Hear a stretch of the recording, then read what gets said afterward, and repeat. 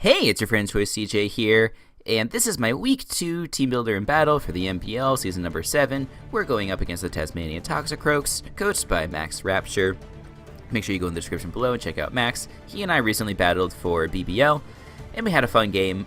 Like I said in my Week 1 video when I was previewing this game, Max probably didn't think it was very fun. He sort of got beat bad by Arceus Stark. He's probably much more excited for this game where the matchup's a little bit better because I don't have an Arceus. Let's take a look at his roster. So he has Starmie, Alola Dugtrio, Manectric, Arcanine, Roserade, Altaria Mega, Nidoqueen, Umbreon, Celesteela, and Conkeldurr. So his team is pretty top-heavy, if you ask me. So he has 10 Mons. You could draft anywhere between 9 and 11 Mons for this draft. But he has both the Dugtrio, Alola, and the Manectric on the team, which to me are like both pretty bad. They're both very low value in terms of like the points that you needed to draft them with, and that's because they don't really contribute much. So basically, like, he has 8 Mons on his team is kind of how I look at this. Lots of scary things. Celesteela, Altaria, both very, very scary. Altaria especially because I only have one Fairy Resist on the team, which is Empoleon. I don't have anything that's weak to Fairy, which is pretty funny. Like, I guess my fighting type has a secondary typing to cancel that. My dark type has a secondary typing to cancel that. So I don't have any weaknesses, but I don't have any great resists either. So I definitely need Empoleon just for that thing. It sucks though because Empoleon's also pressured by Celesteela. So I just need to be very careful not to let myself get too vulnerable to Altaria. Besides that, he actually has a bunch of pretty solid Coco counters. Like, Nidoqueen's probably the best in the game. Spadef Roserade's also pretty good. And then, funny enough, I was just dumping on Dugtrio and Manectric. They're actually both pretty good as Coco checks this game. Dugtrio because it resists both of the stabs. Not that it takes any move particularly well. I just thought it was funny that it does resist both the stabs. And then also, just in general, my team doesn't appreciate ground types, so Dugtrio could be very scary for that reason. And then, because Manectric has the Lightning Rod ability, it kind of neutralizes my electric terrain boosted moves from my Tapu Koko. So I had to take that into account when I was team building. I have a Koko set that I think can beat all of those things relatively easily. Other mons that are annoying, Starmie could be annoying. Actually, like, a Reflect type set is kind of what's scariest. That was pointed out to me by Omega Jolteon in my front office. Shoutouts to the front office as always. Phantom Base, Jacob as always, Bronson, Omega Jolteon, Skyrander, The Confusion, and Ultra Player. But yeah, because my Muck is so obvious for dealing with Starmie, Roserade, and things like that, he can very easily pack Reflect type on his Starmie. And then that would make it so that my Muck can no longer beat it. And almost nothing on the team could beat it at that point. Luckily, Koko is still strong enough to do a ton of damage to a max HP Starmie without a water typing. But besides that, it's a little spooky, so I'll have to be very mindful of that. So yeah, let me not waste any more time. Let me go into the team, and then we can hop on into this battle. So I have a fully physically offensive Tapu Koko with Nature's Madness this week. So the thought process here is that if he wants to bring the Spadef Nidoqueen versus me, he can switch in Spadef Nidoqueen on Tapu Koko, and as he brings it in, I go for the Nature's Madness, do 50%, and then I follow up with a Z Brave Bird and take it out immediately. So then he basically loses his best Koko check immediately. Fly Z / Brave Bird, it's also very good for dealing with Roserade sets that might otherwise like to deal with my dual stabs. Brave Bird does a ton of damage to Dugtrio because Dugtrio doesn't have very good offenses. If I keep my Fly Z for Altaria, a Supersonic Sky Strike to a Altaria does 66% min if he doesn't have any investment, so it's also a pretty decent way to do damage to Altaria. Otherwise, Altaria kind of deals with this set, you could say, because I don't have any Fairy Stab. And then for Manectric, U-turn to a uninvested Manectric does 43% min. So Nature's Madness into U-turn kills after rocks. So I think it's a pretty solid set this week. I just went max attack, max speed with an Adamant Nature. It technically doesn't outspeed Starmie. But if he's bringing Starmie, he should only be speed creeping Raichu in theory. And so I could have like gone down to 180 because Starmie that speed creeps Raichu would hit 179. But I didn't really think it was worth trying to take these extra EVs and put it into bulk. I think I'd rather just put it all into speed, just in case like he outspeeds Raichu like plus 1 or 2 points. This way I can at least like speed tie with a Starmie that's creeping by a little bit extra. Next I have is Choice Scarf Infernape. This is a pretty like non-surprising set this week. Like this is a very expected bring, I would say. Like if I were him, I would definitely be expecting this. Because Infernape does outspeed a +1 Altaria, and it does outspeed a +2 Celesteela. And can take them out potentially with these coverage moves. So Flare Blades obviously for Celesteela, Gunk Shot for Altaria. And then, just in general, like using this thing with U-Turn to apply momentum pressure and things like that, especially with my Coco, which also has U-Turn. I think it's just really nice this week. So not much to say about this. Like I think it's just a really nice safety net for dealing with anything that he could bring in terms of setup.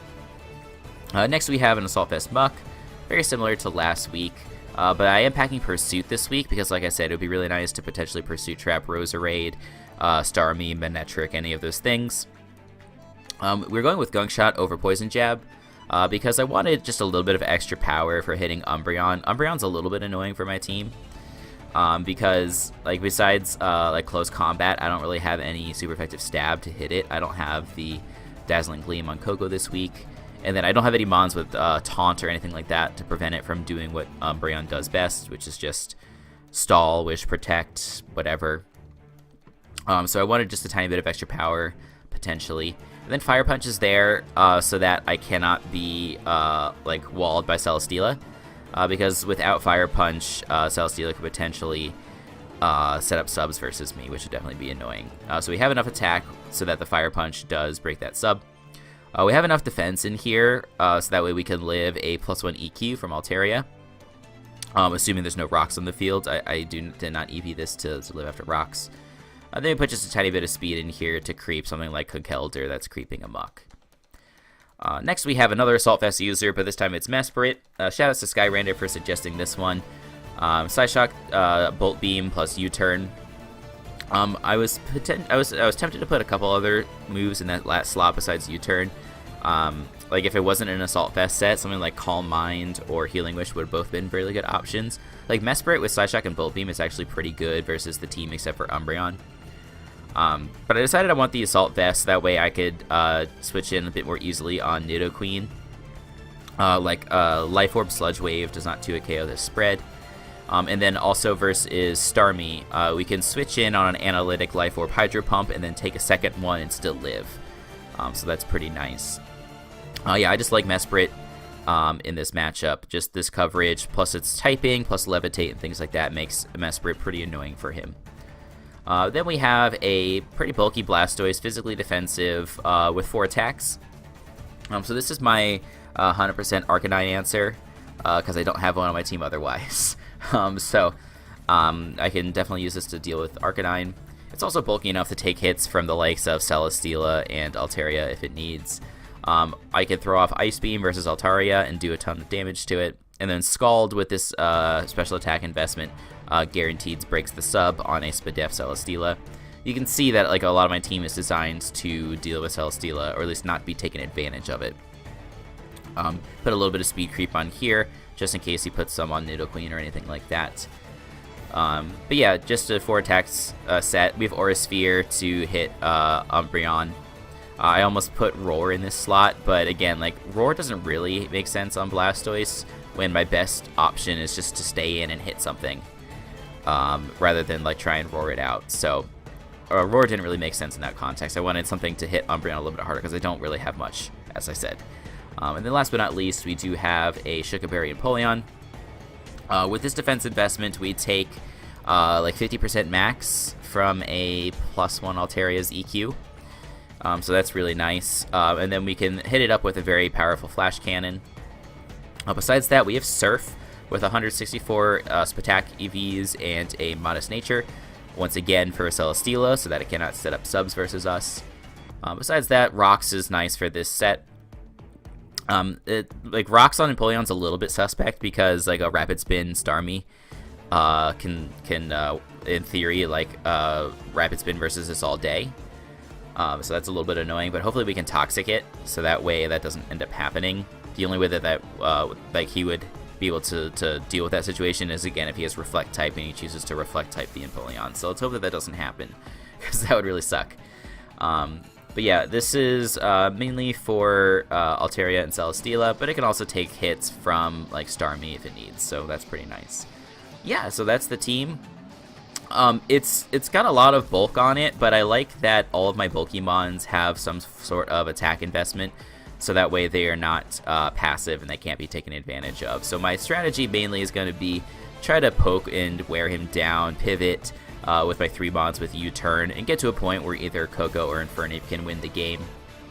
Most likely Koko, just because he doesn't have as many resists to Koko. Like with Infernape, you know, he's got like Altaria, Nidoqueen, things, and a Roserade, Starmie that can all resist the fighting type moves.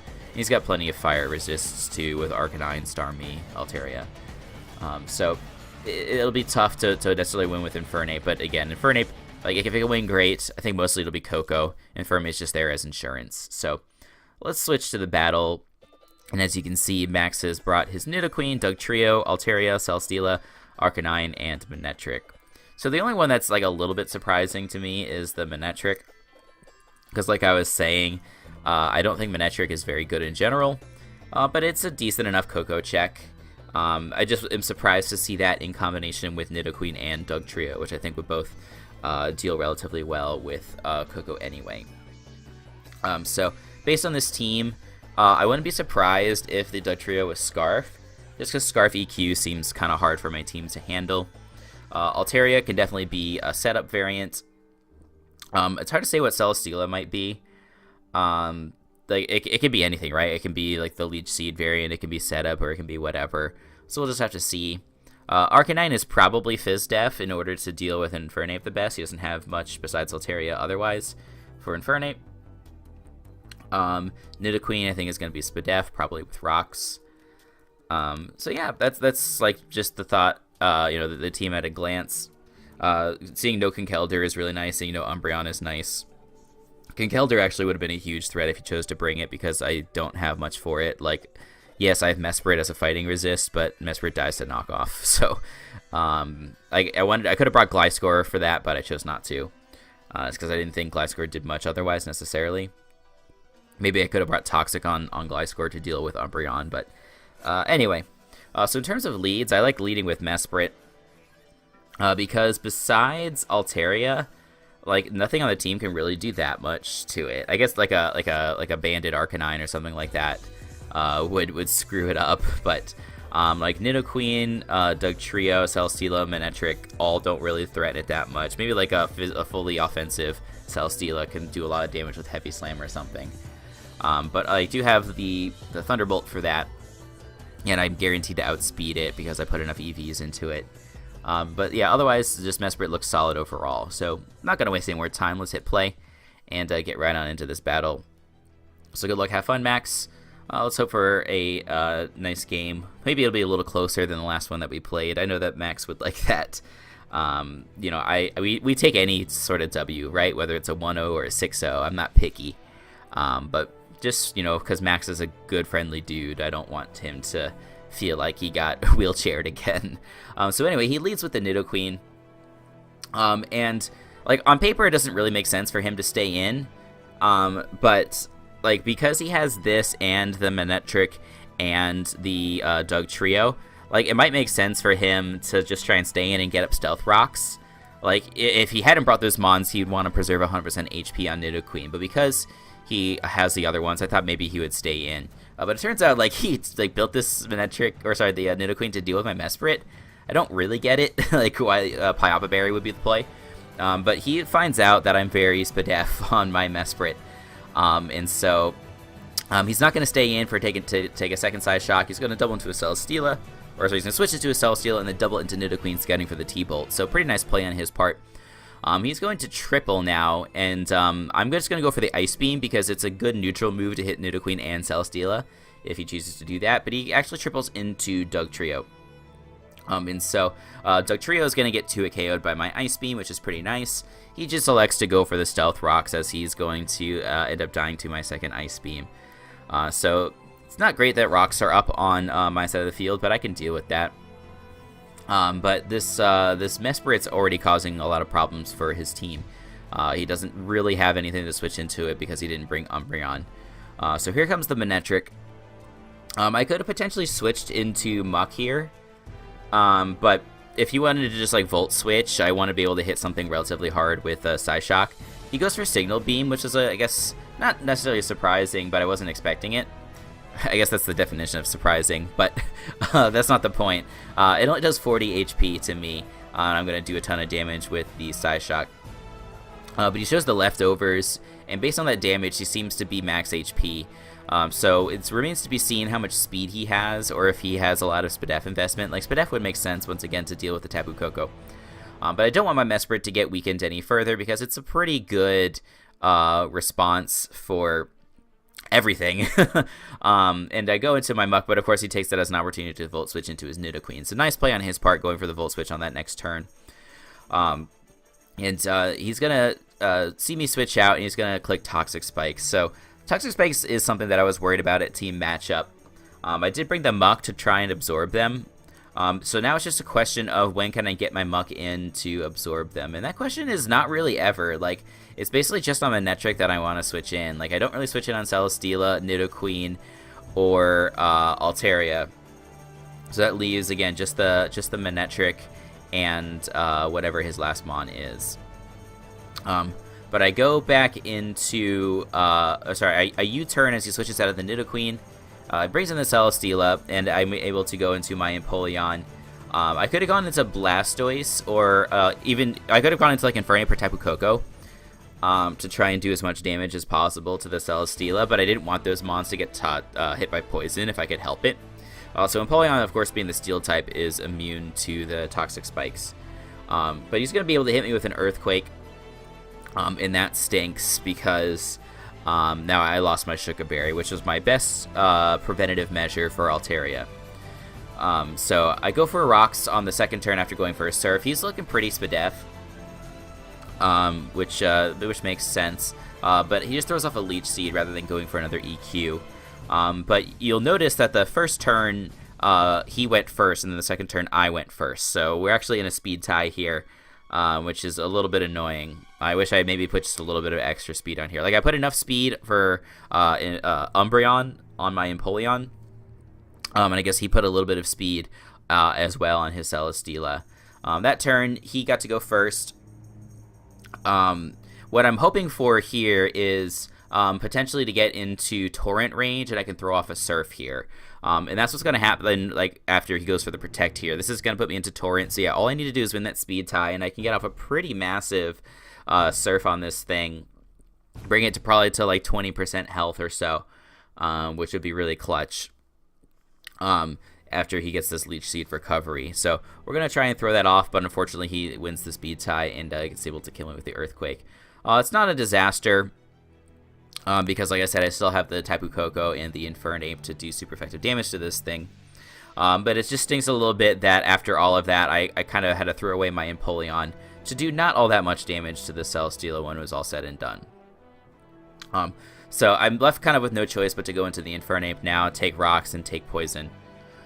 There's no way he's going to stay in here. His Celesteela is still really healthy. So he's going to switch on out, and the Arcanine's going to come in. And like anticipating this, I do go for the U-turn. Because, yeah, he does have the Intimidate, and so he's most likely physically defensive if this is the move that he's going to be making. Doesn't do very much damage at all, and then he's going to kick off some Rocky Helmet damage on me. So definitely 100% Fizz Def. And I'm going to go into my Blastoise now. This stinks because my Blastoise is now poisoned, and it's gonna be whittled down very quickly, very, very, very quickly here. I'm already at 76, and I haven't even clicked a button yet. So I am gonna Mega Evolve, throw off the Scald, should do a ton of damage to this Mon. Should kill from the range of HP that it's at. He's actually going to throw off the Morning Sun, and I respect that. Like, I guess it depends on which water move I have and how much investment that I have. But like if I am minimally invested, which it's debatable whether I am or not. I am like modest nature with like 80 something special attack EVs. Like he can live, and then this allows him to get 2 turns of poison on me. Plus he can go for whatever attacking move that he wants here. So he goes for Bulldoze. I guess that's his strongest move to hit the Blastoise, which is pretty hilarious. But anyway, now I can kill with that Scald. Now my Blastoise is at like 40% after this poison damage will kick in. So Blastoise isn't really useful for much, I would say, at this point. Which is unfortunate because, like, besides Empoleon, this was sort of my best Altaria check. So I just have to play it away such that that Altaria doesn't get out of control.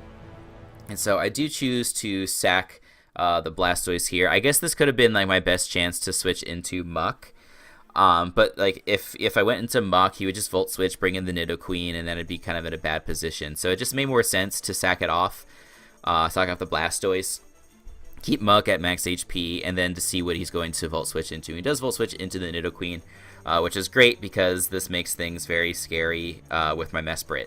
Like, it's scary for him because my Mesprit applies a lot of pressure to him. So he's going to bring in his Manectric and sack it to the Psyshock, which is going to be really nice. That's going to leave him with just the Nidoqueen, the Celesteela, and the Altaria. Because I've killed now the Manectric, the Dugtrio, and the Arcanine. So he's going to go into Celesteela now. It's at 50% HP. Even to like a Spadef Celesteela, I should be killing with Thunderbolt. But he actually shows the Wakan Berry. And so in hindsight, like it makes a bit of sense, right? Because it allows him to, like with the Spadef investment that he has, it allows him to potentially take one from Koko, depending upon the range of HP that it's at. So I can respect it. He's going to be able to take me out with the Heavy Slam, so that's quite a bummer. So I'm going to just pause for a second here and explain my thought process through the end of the match. So I could go into Koko here, and maybe that was the better play, but I decided to go into Infernape, because here's how I anticipate the match playing out from now to the end of the match. If I go for the Flare Blitz versus this Celesteela with my Scarf Infernape, I switch, he's going to bring in Altaria, I switch out Infernape into Muck as he goes for a setup move. And then he takes me out, I go back into my Infernape, and I can most likely kill with Gunk Shot. It kind of depends on exactly what spread he has, but Gunk Shot should kill. And then once that is dead, he has his Nidoqueen. Nidoqueen kills Infernape with a ground move, and then I go into Koko to win the game with Supersonic Sky Strike. So for me, it's like very clear. That's the path to victory. If I go into Koko, I guess it's not that bad either with Koko. I could have then gone for Wild Charge versus the Celesteela. He brings in his Altaria. I guess if he went into like Nidoqueen, I would burn the Z Fly versus that Nidoqueen. But otherwise, I would go for Z Brave Bird versus the Altaria. Do a ton of damage to that thing. Probably not kill it, but put it in range of a hit from Infernape. And then Infernape, if it kills the Altaria, he has his Nidoqueen left. I sack Muck to get the Infernape back in, and click Flare Blitz to kill Nidoqueen for game. I guess both of those options would have been okay. And maybe Koko would be just a little bit safer because there's not as many Gunk Shots involved. Hopefully I'm not foreshadowing too much. But I'm going to hit play now. And as I said, I decided to make the play into Infernape. Because I can Flare Blitz this thing and kill it. Just the most annoying thing is that he has this Protect, which is going to rack up another 12% of poison damage on me. But after that, he has to let this thing go down, or let his Nidoqueen get taken out by Flare Blitz, or just take a pretty decent chunk of damage on the Altaria. But yeah, the Celesteela is going to go down, no problem. We'll have enough HP after the poison and after the recoil to still come in on rocks again. And then he's going to go into his Altaria, just like I said. And so I don't really know what sort of spread this thing has, so there is a little bit of uncertainty here, I would say. But like I said, my play is definitely to go into Muck, sack it off. We're going to bring it in. We're actually relatively healthy, which is pretty funny, but we still can't take, I don't think we can take EQ from this range, depending upon what his spread is. But he is going to Mega. He's going to become very ploofy, which is pretty funny. It's like a nice little pillow in the sky. And he's going to go for the sub. And so the sub, actually, this is like pretty much a best case scenario for me. Because as long as I can break the sub with my gunk shot, he's definitely in range of a gunk shot from Infernape, even if he's max HP. So that's like almost best case scenario for me that he went for sub. But he's going to go for the DD. I'm going to click gunk, and gunk misses. And that's literally GG right there. There's nothing else I can do. He's going to boost again just to make sure that he can outspeed Infernape, but like he didn't even need to do that necessarily. I guess it depends on what moves he has. I guess if he's sub DD, then he probably has Roost and just Mono Fairy, probably no Earthquake. So maybe he just wanted to make sure that he can one-shot the Muck with the Fairy move. I missed the second gunk, by the way, which is hilarious. But I digress. So he's going to be able to take me out. I go into Infernape. He now outspeeds me. There's nothing that I can do. Even if I did outspeed him, he has a sub. So there's nothing that I can do. He's going to be able to take that out. And then he's going to be able to take out the Coco. And that's going to get him a 2-0 victory over me and the Baltimore Oriolus for this week. So I don't know if it's hindsight 2020. Maybe I could have gone into Coco versus that Celesteela rather than going into Infernape, and that would have maximized my chances of winning the game. It's just sort of hard to say. It kind of depends on what he would have done after I killed the Celesteela. If it goes into Nidoqueen, then I kill that with Brave Bird, and then he goes into Altaria. I click Brave Bird again. If he kills me after that, then I go into Infernape and click Gunk Shot and try and get the kill. So even there's a chance that I would have lost the game by clicking Gunk Shot. If after killing Celesteela with Coco, he went into Altaria, I could have thrown off the Z Brave Bird, put it in range of Flare Blitz from Infernape, potentially depending upon rolls, and then I can clean up with Flare Blitz, potentially. I guess neither way was 100% guaranteed. I'm just sad because I lost on an 80% chance to hit. I guess it's not really fair. Like if he had hit, if I had hit that sub with the Gunk Shot, like his best play would have been to sub 2 more times and hope that I miss at least one of them.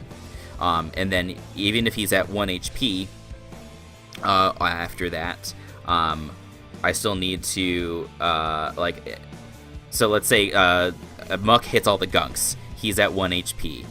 He kills me with Return. Then I go into Infernape, and then Infernape has to hit a gunk. So that's like 1, 2, there's at least 4 gunks. And so there's a decent chance that I would have missed at least one over that course. So it's not like I'm saying it was guaranteed by any means. But, you look at the situation, you say, okay, CJ's favored in this situation. And then it ended up not happening. But please understand, I'm not trying to take anything away from Max in this match. He built a really solid team. The T-Spike strategy was great because I didn't really get a chance to absorb them at all, and I didn't have Defog on Empoleon or Rapid Spin on Blastoise or anything. So, because I wasn't able to get off, a way to remove those Toxic Spikes, it just whittled down my team to the point where Altaria just cleaned easy. So, he implemented his game plan to a T. It was really good. It just stinks when you feel like you're in a position to win and then you don't get the dub. But at the end of the day, that's all you can do. It's Pokemon, and hacks happens. It happened last week. It's just that we were lucky enough to rebound last week to get the dub, but not this week. It was not meant to be. All you can do is put yourself in the best situation possible. And so with that, we are going to drop to 1-1 with a -1 differential. But hey, that's not all bad. I don't mind that at all. I don't know who our Week 3 opponent is, to be honest. I'm going to go look real quick, and I'll be able to tell you that it is Blue Rogue. That's right, I forgot it was Blue Rogue. Blue Rogue in the AFC Wormadam. He has a pretty scary team with Hawlucha and Tapu Lele, and it also features Excadrill with Sand being Mega Tyranitar. So lots of major threats. We have to figure out the best way to deal with that. I might make some transactions between then and now. I actually have 5 points extra because I uploaded weeks 1 and 2 on time, so I can use that to upgrade my team. So if I do make some transactions, I'll talk about that at the beginning of the week 3 video. And if you want to make sure you check that out, best way to keep up to date on the MPL action is to drop a like and leave a sub. And that way you can stay up to date on all the latest and greatest gaming action coming out on my channel. So thank you guys for watching. Until the next time, I will see you guys later.